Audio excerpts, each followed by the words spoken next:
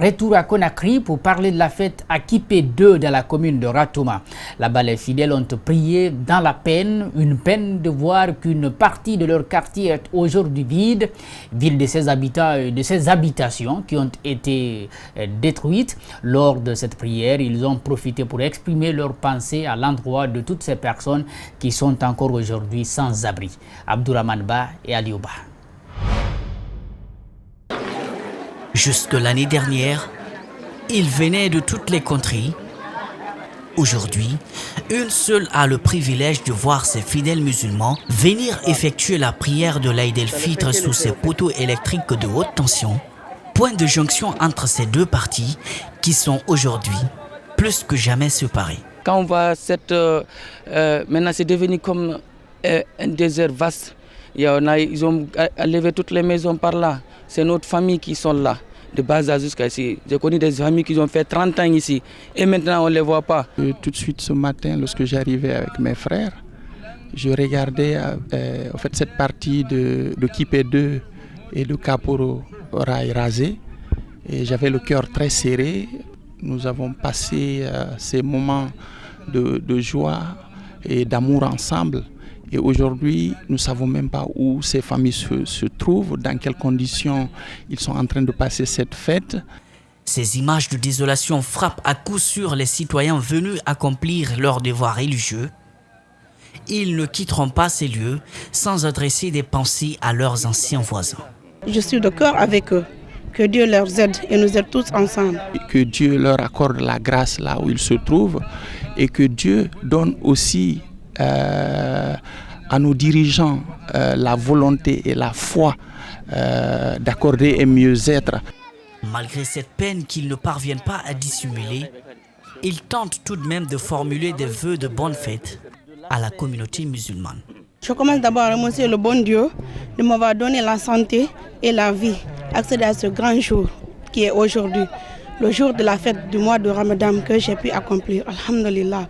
Je souhaite que Dieu exauce tous nos vœux et accepte notre jeûne et nos prières. Nos reporters Mamadou Kalisso et Aboubakar Din Kamara se sont rendus à la grande mosquée de Conakry. Ils ont rencontré des communautés marocaines, algériennes et pakistanaises venues célébrer le Ramadan. Elles se sentent véritablement comme chez eux, heureux de vivre ces moments de prière avec les Guinéens. Suivez. À la grande mosquée Faisal, une forte communauté algérienne est venue célébrer la fin du Ramadan avec leurs frères guinéens. Nous nous considérons ici en Guinée comme un Guinéen parce que c'est un pays musulman, parce qu'il y a beaucoup de choses que nous partageons ensemble et ça me fait plaisir de venir ici à la mosquée Faisal, faire la prière avec nos frères. À quelques mètres de là, des Marocains et des Pakistanais. Pour certains, ils sont là depuis plusieurs décennies. Je m'appelle Mohamed, je suis marocain et j'habite en Guinée depuis plus de 20 ans. Je souhaite au peuple guinéen une très très bonne fête de Ramadan, beaucoup de santé et de bonheur et que Dieu nous donne la santé pour l'année prochaine, Inch'Allah. Je suis très contente. Ici, les gens sont très gentils, on est en train de fêter propre. Plusieurs d'entre eux ont réussi à s'intégrer. Plus de nostalgie. Je me sens vraiment très bien dans ce pays frère. C'est un pays frère, pays musulman. Je me sens très très bien. Et nos frères guinéens, vraiment, c'est des gens qui sont paisibles. Ça nous plaît de vivre dans ce pays. Moi, je suis là depuis 20 ans maintenant. Je crois que la nostalgie, elle est derrière moi. Je suis vraiment guinéen. D'autres, par contre, se sentent dépaysés. Mais une chose les réconforte. Ce verset du Coran qui dit que tous les musulmans sont des frères et sœurs. Si la différence, c'est ça que ici n'existe pas notre parent. C'est ça seulement qu'il y a un peu de différence, mais tout le monde en Guinée aussi, c'est notre parent, ok? C'est pas tellement grave, ok? Ça passe bien. Tous les musulmans sont frères et sœurs, ok? C'est pas grave. Voyons à présent les tout-petits dans la fête. Les enfants prêts à profiter de l'Aïd el-Fitr, des visites dans les familles des proches, sur les lieux de loisirs. Ils partent aussi à la recherche des cadeaux auprès des personnes âgées. C'est la tradition. Suivez la joie de ces tout-petits dans cet élément de reportage d'Abdourahmane Ba et d'Aliouba.